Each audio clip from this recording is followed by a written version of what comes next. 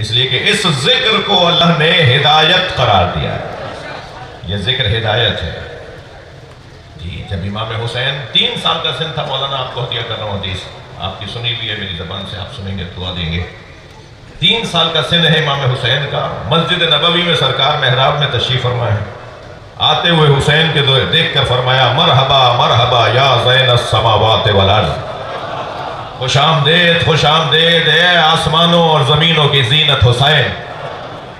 ایک صحابی محترم نے کہا یا رسول اللہ انت زین السماوات والارض، یا رسول اللہ آپ آسمانوں اور زمین کی زینت ہیں.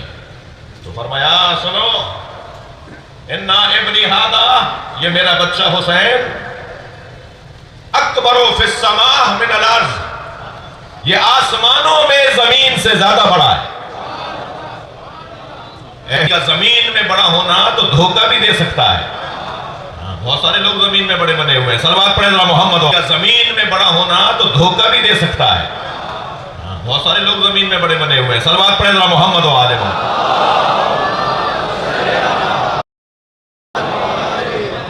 ایک اور بلند صلوات.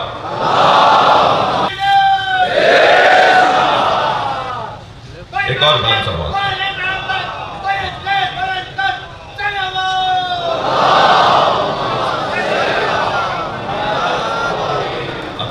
اب دیکھیے جناب وقار مہدی صاحب سینیٹر صاحب تشریف فرما تھے اور ماہر معاشیات، پاکستان کا ایک مضبوط سیاسی نام اور ایک ذمہ دار شخصیت جناب مفتاح اسماعیل صاحب بھی مجلس اعزا میں تشریف فرما ہے. اور یہ جگہ تو ویسے بھی در حسین پہ ملتے ہیں ہر مزاج کے لوگ. فاروق ستار صاحب بھی ہیں. در حسین پہ ملتے ہیں ہر مزاج کے لوگ، یہ دوستی کا وسیلہ ہے دشمنی کا نہیں. اور فاروق ستار بھائی کو میرا ایک عباس زیدی صاحب بھی ہے کہ یہ کس نے کہہ دیا کہ ہماری ہے کربلا. بھائی تھوڑی توجہ بڑھائیے.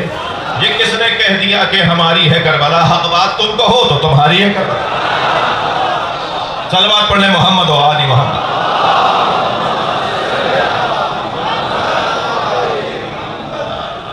آج کچھ اس طرح کا ماحول ہے کہ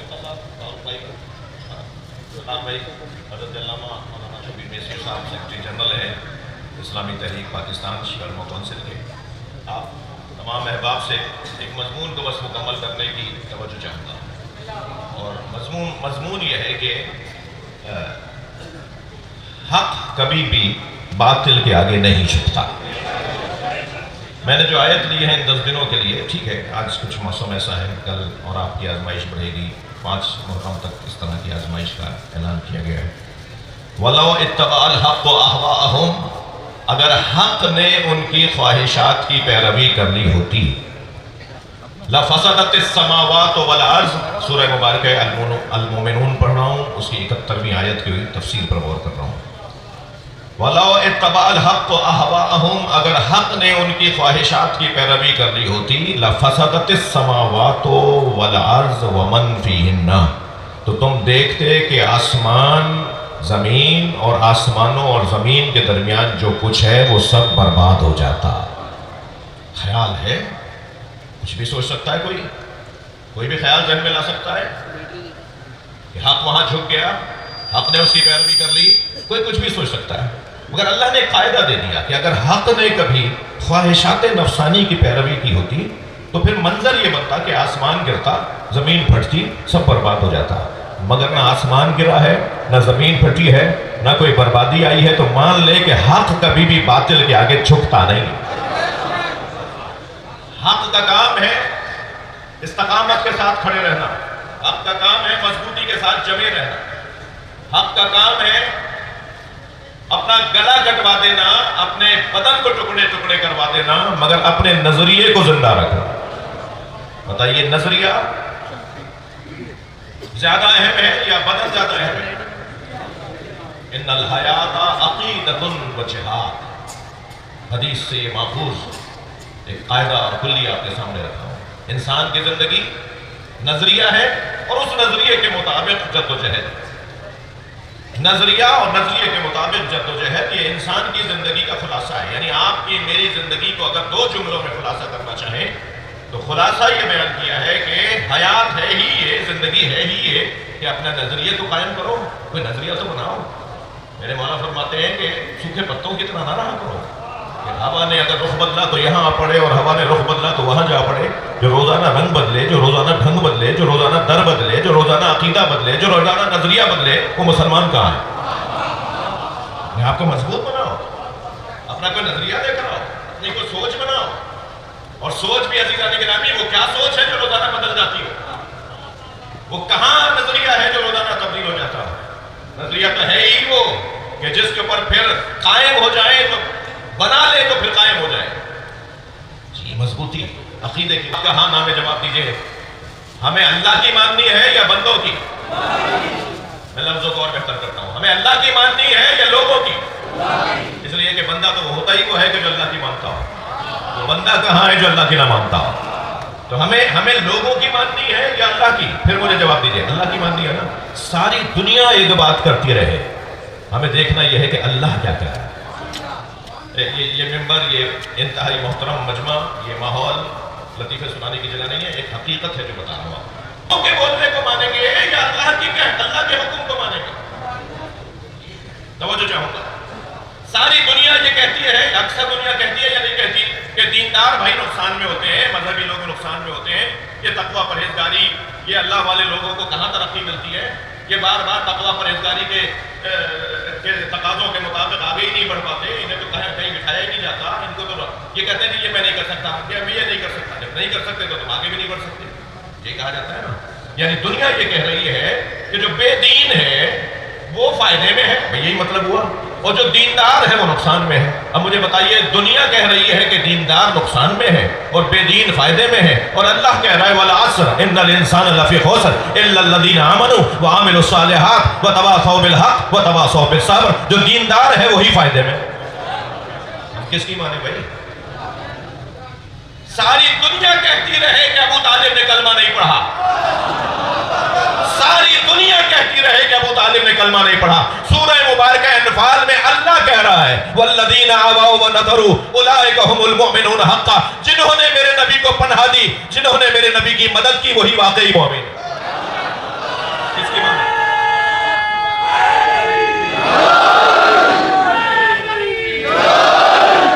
ہم کس کی مانے بھائی؟ اللہ کہہ رہا ہے جنہوں نے میرے نبی کو پناہ دی وہ واقعی مومن ہے۔ اللہ یہ ارشاد فرما رہا ہے کہ جنہوں نے میرے نبی کی مدد کی وہی واقعی مومن ہے۔ لَهُمْ مَغْفِرَةٌ وَرِزْقٌ كَرِيمٌ۔ انہی کے لیے مغفرت ہے اور انہی کے لیے رزق کریم ہے۔ رزق اور رزق کریم میں فرق ہے، بس آخری جملے کہہ رہا ہوں، رزق اور رزق کریم میں فرق ہے۔ رزق جو آپ کو مجھے مل گیا، 2 روٹی ملی، کھا لی، پیٹ بھر گیا، یہ رزق ہے۔ مگر رزق کریم وہ ہے جو کبھی ختم نہ ہوتا ہو۔ جی دعوت ذوالعشیرہ میں بکرے کی ایک ران کو 40 لوگوں نے کھا لیا، تب بھی وہ ویسی ہی بچی رہ گئی۔ جس پہ کہا تھا نا انہوں نے کہ یہ جادوگر ہے، اٹھ کے چلے گئے تھے، یہ کہتے کہ ہم تو ایک بندہ ایک بکرا کھاتا تھا، یہ 40 آدمیوں کو ایک ران میں انہوں نے کھلا بھی دیا اور ران بھی ویسی کی ویسی بچی رہ گئی۔ جی مولا علی سے فرمایا تھا سرکار نے کہ ایک مٹکے میں دودھ لے آؤ اور ایک بکرے کی ران بنوا کے لے آؤ، میں 40 لوگوں کی دعوت کر رہا ہوں۔ 40 لوگوں نے، جن میں سے ہر ایک اپنی جگہ ایک بکرا بھی کھا جاتا تھا، وہ ایک بکرے کی ران پہ سب نے کھا بھی لیا، پیٹ بھی بھر گیا اور وہ غذا بھی ختم نہیں ہوئی۔ سب نے دودھ پی بھی لیا، وہ مٹکا بھی بھرا رہ گیا۔ تو یہ کہنے لگے یہ جادو ہے، چھوڑ کے چلے گئے، نبی کی بات ہی نہیں سنی۔ سرکار نے فرمایا علی دوسرے دن پھر بناؤ کھانا۔ دوسرے دن پھر ران کھلائی گئی، پھر دودھ پلایا گیا، پھر کہنے لگے یہ ہو ہی نہیں سکتا، یہ کیا منظر ہے، یہ کیسے ممکن ہے کہ جو اتنا کھاتے ہو وہ اتنے سے غذا کے اندر پیٹ بھر جائے۔ دیکھیں جادو میں اور معجزے میں فرق ہے۔ آپ کی توجہ بات آ گئی ہے تو میں ایک جملہ کہہ دوں، جادو میں اور معجزے میں فرق ہے۔ جادو وقتی ہوتا ہے اور معجزہ کل وقتی ہوتا ہے۔ وہاں سے اٹھ کے جاتے تو بھوک لگتی نا، صلوات پڑھیں ذرا محمد و آل محمد۔ وہاں سے جانے کے بعد بھوک نہیں لگی، اس کا مطلب یہ جادو نہیں ہے، معجزہ ہے۔ اور پھر تیسرے دن جب کھانا کھا لیا اور پھر ابو لہب نے یہی آواز لگائی، تبت یدا ابی لہب، آپ کے کے ذہن کے اندر سورہ ہے جی، اللہ نے ہاتھ توڑنے کی بات کی ہے ابو لہب کی۔ ہاتھ جو ہوتے ہیں نا، یہ والے ہاتھ ہی نہیں ہوتے، ہاتھ کہتے ہیں رسائی، توانائی، رستے، وسائل جی، ذرائع، اسے کہتے ہیں ہاتھ۔ ان کے ہاتھ میں کیا ہے؟ ان کے ہاتھ بڑے لمبے ہیں جی، دونوں ہاتھوں سے وہ یہ کر رہے ہیں۔ صلوات پڑھ لیں ذرا محمد و آل محمد۔ تو بس بات مکمل کر رہا ہوں، بات یہاں مکمل کر رہا ہوں کہ یہ ساری دنیا کچھ کہہ رہی ہے اور قرآن کچھ اور کہہ رہا ہے۔ اور جب تیسرا دن کھانا کھا کے یہ جانے لگے تو حضرت ابو طالب نے ابو لہب کے، بھائی جو تاریخ ہے تو وہ تو آپ برداشت فرمائیے، یعنی آپ سن لیجئے، حضرت ابو طالب نے گریبان پکڑا ابو لہب کا اور زمین پر پکڑ کر بٹھا دیا، اور بھائی واہ، ایک مرتبہ بٹھا کر سرکار دو جہاں کو دیکھا اور فرمایا قم یا سیدی و مولائی، اے میرے مولا، اے میرے سید، کھڑے ہو جاؤ، وَقُلْ مَا شِئْتَ، اور وہ بولو جو تم چاہتے ہو۔ کسی میں جرت ہے کہ اپنی اولاد کو اپنا مولا بولے؟ اپنی ہی اولاد کو جسے پالا ہے اسے اپنا سید اور سردار بولے؟ یہ ہے ابو طالب۔ صلوات پڑھ لیں محمد و آل محمد۔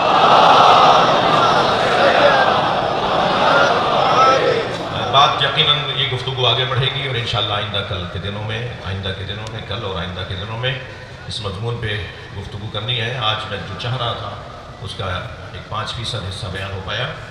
آپ کے سامنے کچھ معروضات اور کچھ مطالعات کو رکھوں گا اس آیت پر غور کرتے ہوئے۔ اب جو موجودہ حالات ہیں ان کے پیش نظر صرف ایک جملہ کہنا چاہوں گا کہ بتائیے، حق اگر ان کی خواہشات کی پیروی کر لیتا تو زمین اور آسمان اور اس کے اندر جو کچھ ہے سب برباد ہو جاتا۔ ظالم یہ کہہ رہا ہے کہ ہم طاقت سے امن قائم کریں گے، اور قرآن کا قاعدہ یہ ہے کہ طاقت حق نہیں ہے، حق طاقت ہے۔ میں صلوات پڑھنے محمد و آل محمد۔ اس سے بلند صلوات نبی کی ذات پہ۔ اپنا رزق بڑھوائیے بلند صلوات کی صورت میں۔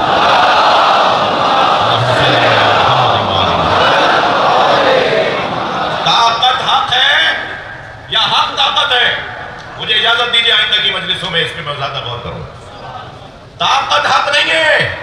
اگر طاقت کو حق مانو گے تو پھر یزید ملے گا، اور اگر حق کو طاقت مانو گے تو حسین ملے گا۔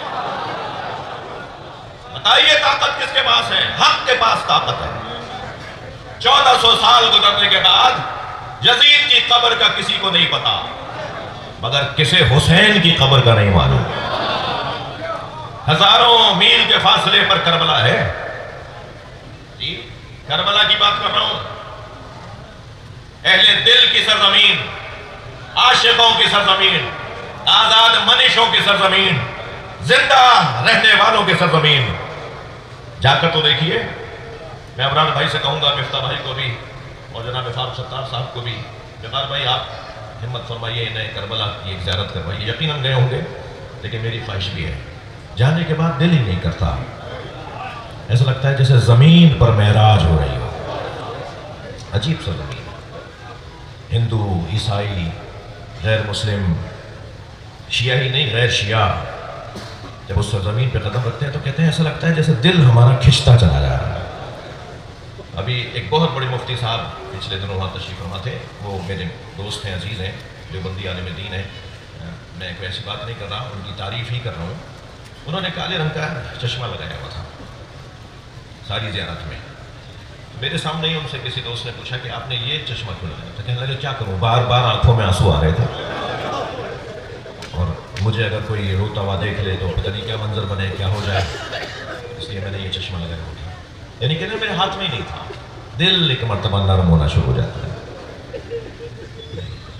یہ جو قوم رونے کی مشق کرتی ہے نا، میں اپنے سنی بھائیوں کو توجہ دلا رہا ہوں، جو قوم رونے کی مشق کرتی ہے نا، وہ کسی کو رلاتی نہیں ہے۔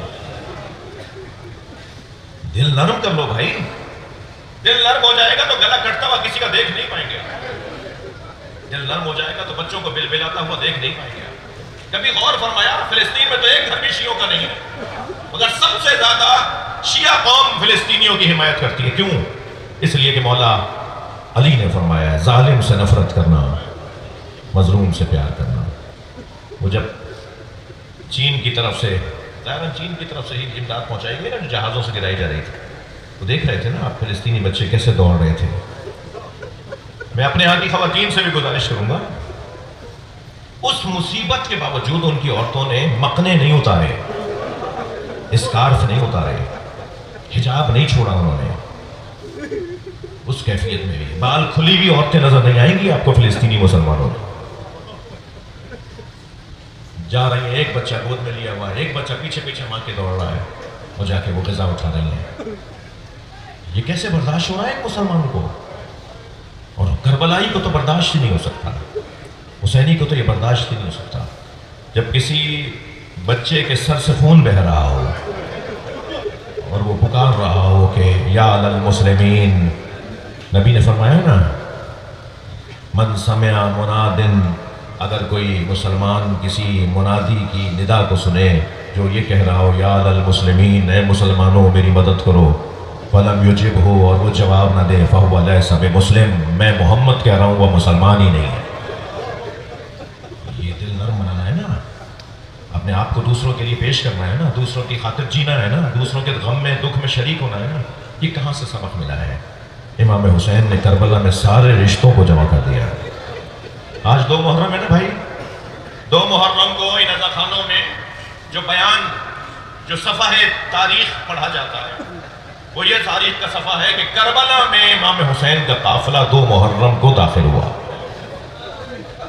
2 محرم کو امام حسین کا قافلہ سن 61 ہجری کا 2 محرم، 61 ہجری کا دوسرا دن، 2 دن پہلے ہی تو 61 ہجری شروع ہوئی ہے. پورے نبی کی رحلت کے 50 سال بعد، نبی کی رحلت کے پورے 50 سال کے بعد نبی کا خاندان، نبی کے بچے، نبی کی نواسیاں، نبی کا وہ بیٹا جسے فرماتے تھے یہ میرا دل کا چین ہے، میری آنکھوں کی ٹھنڈک ہے، ثمرۃ فؤاد قرۃ عین، نبی نے جملے فرمائے امام حسین کے لیے. وہ اپنے بچوں کو لے کے کربلا میں داخل ہو رہے ہیں. پورے 50 سال کے بعد نبی کے گھرانے کو ذبح کر دیا. پورے 50 سال بعد، نبی کی رحلت کے پورے 50 سال کے بعد نبی کے بچوں کو ذبح کر دیا. حتیٰ حضرت علی اکبر کو تو صبح عاشور کی اذان امام حسین نے اس لیے کہلوائی تھی. امام حسین کے جو مؤذن تھے نا، جب جماعت کھڑی ہوتی تھی تو ایک مخصوص صحابی محترم تھے جناب ابن دردہ، وہ اذان کہا کرتے تھے. مگر صبح عاشور کی اذان امام حسین نے فرمایا علی اکبر تم آج اذان کہو. کیوں امام حسین نے صبح عاشور کی اذان اپنے بڑے بیٹے سے کہلوائی؟ اس لیے کہ ان کا لہجہ نبی جیسا تھا. اللہم شہد علی ہؤلاء القوم وقد برز الیہم غلام من تشبہ برسولک. جب حضرت علی اکبر کو شہادت کے لیے بھیجا تھا نا امام نے، تو دونوں ہاتھوں کو اٹھا کے کہا تھا یا اللہ گواہ بن جا، اب میں اسے بھیج رہا ہوں تو تیرے رسول کے مشابہ ہے، خلقاً و خلقاً و منطقا. اس کا بولنا بھی تیرے نبی جیسا ہے، اس کا اخلاق بھی تیرے نبی جیسا ہے، اس کے شمائل بھی تیرے نبی جیسے ہیں. حضرت علی اکبر کو نقاب لگا کے نکالا جاتا تھا گھر سے باہر. گھر کے غلام جب حضرت علی اکبر کے ساتھ چلتے تھے تو نقاب ڈال کے چلتے تھے، یا چہرے پہ نقاب ڈالی جاتی تھی، یا آدھے چہرے کو چھپایا جاتا تھا.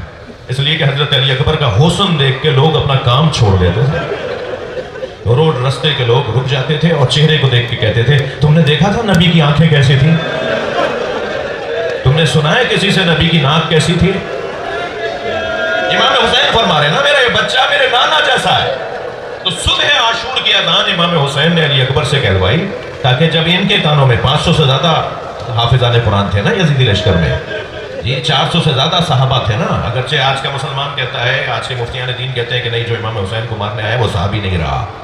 وہ نبی وہ صحابی کیسے رہے گا جو نبی کے بچوں کو مارنے آیا ہو؟ لیکن وہ تو دعوے دار تھے نا کہ ہم صحابی ہیں، وہ تو دعوے دار تھے نا کہ ہم حافظان قرآن ہیں. قاضی القضات نے امام حسین کے قتل کا فتویٰ دیا تھا.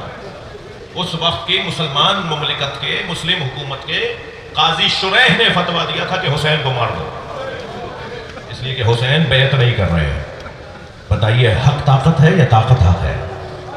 امام حسین نے اس وقت میں بیعت نہیں کی. 100 سال تک تو امام حسین کی قبر پہ کوئی سایہ بھی نہیں تھا. آپ کی عقیدت کی وجہ سے آنکھوں میں آنسو آ رہے ہیں نا، آپ کی آوازیں بھی بلند ہو رہی ہیں۔ 3 دن تک تو امام حسین کا لاشا کسی نے نہیں دفنایا تھا۔ ہاں، 3 دن تک زہرا کے لال کا لاشا امام زین العابدین علیہ السلام نے 35 سال تک عزاداری کی ہے۔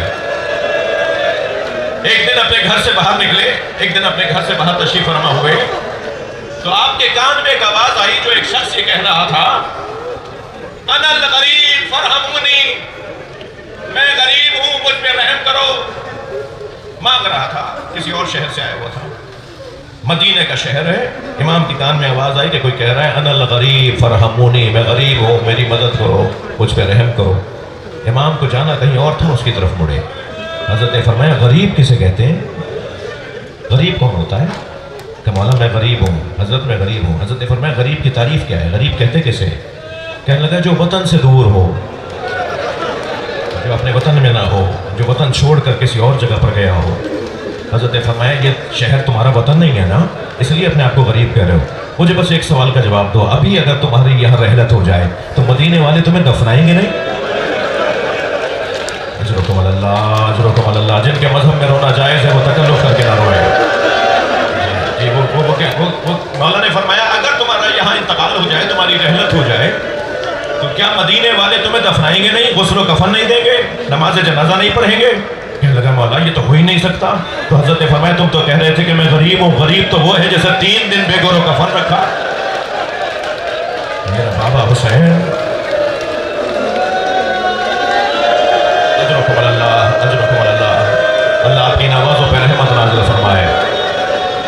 بھئی اگر کسی مذہب کے بزرگ نے رونے سے روکا ہے نا تو یقیناً وہ اس مذہب کے ماننے والوں کے لیے بزرگ ہیں، لیکن ہمیں تو امام جعفر صادق نے فرمایا ہے، امام رضا نے فرمایا ہے جب غم دنیا گھیرنے لگے، پریشانیاں بڑھنے لگے نا تو فب کے للحسین، میرے جد حسین پر رونے لگا۔ بس آخری روایت سناؤں گا اور آپ سے اجازت چاہوں گا۔ 2 محرم کی آج کا دن تھا، بس آخری روایت۔ امام علی رضا علیہ السلام جن کا مزار مشہد مقدس میں، کتنا بڑا مزار ہے میرے مولا کا، 8ویں امام ہیں شیعوں کو مسلمانوں کے۔ 2 محرم کو امام علی رضا کے شاعر جناب دیبل خزائی امام رضا کی خدمت میں آئے اور آ کے کہا مولا میں آپ کے جد حسین کا مرثیہ کہہ کے لایا ہوں، آج 2 محرم ہو گئی ہے، میں آپ کو مرثیہ سنانا چاہتا ہوں۔ امام نے فرمایا دیبل ذرا صبر کرو، دیبل ذرا رکو۔ اپنے غلام کو اشارہ کر کے بلایا، وہ قریب آیا۔ حضرت نے فرمایا پردہ کروا دو، پردہ آویزہ کرواؤ اور بیویوں سے کہو کہ آ کے بیٹھ جائیں، دیبل مرثیہ پڑھیں گے، سب سنیں گے۔ ساری بیویوں سے کہو کہ آ کے بیٹھیں، سب مرثیہ سنیں گے دیبل کا۔ اور جب ساری بیویاں اہل حرم آ کر سیدانیاں آ کر بیٹھ گئیں تو امام نے اشارہ کیا دیبل جاؤ کرسی پہ بیٹھو جا کے اور مرثیہ سناؤ۔ اللہ اکبر، ذاکرین کا کیا مقام ہے۔ امام خود لوگوں میں بیٹھے ہوئے ہیں اور اپنا ذکر کرنے والے کو کرسی پہ بٹھا رہے ہیں، ممبر پہ بٹھا رہے ہیں۔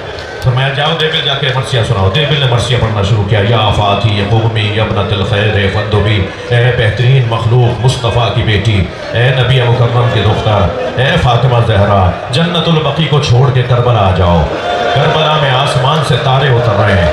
اے سیدہ جنت البقیع کو، مدینے کو چھوڑ کے کربلا میں آ جاؤ، کربلا میں آسمان سے چاند کے ٹکڑے گر رہے ہیں۔ اے سیدہ کربلا میں تمہارے پوتے علی اکبر کے برچھی ماری جا رہی ہے، تمہارے قاسم پہ گھوڑے دوڑائے جا رہے ہیں، تمہارے عباس کے بازو کاٹے جا رہے ہیں، تمہارے نواز اون و محمد کو مارا جا رہا ہے۔ اے سیدہ جب کربلا میں ہر جگہ رو لو تو ایک نشیب میں بھی آ جانا، تمہارا حسین گھوڑے سے گرایا جا رہا۔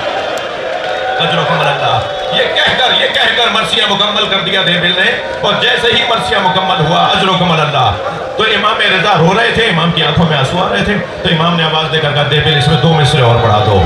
اے سیدہ جب کربلا میں رو چکو تو اپنے غریب بیٹے کی قبر پہ خراسان میں بھی آ جانا۔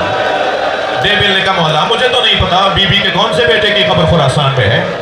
امام رضا نے اشارے میں فرمایا نا میری ماں سے کہو کہ جب حسین کو رو لیں کربلا میں تو پھر خراسان میں اپنے بیٹے کی قبر پہ بھی آ جائیں۔ تو دیبل نے کہا مولا مجھے نہیں پتا بی بی کے کون سے بیٹے کی قبر خراسان میں ہے۔ تو امام رضا نے فرمایا مجھے غربت میں مارا جائے گا، میرا سارا خاندان مدینے میں ہوگا اور مجھے غربت میں زہر دے کے مارا جائے گا۔ میری دادی زہرا سے کہو کہ میرے پاس بھی آ جائیں۔ دیبل نے یہ 2 مصرے بڑھائے، رونے کی آوازیں بلند ہوئی، کنیز پردہ ہٹا کے باہر آئی اور کنیز نے کہا دیبل خاموش ہو جاؤ، معصوم قوم رو رو کے بے ہوش ہو گئے۔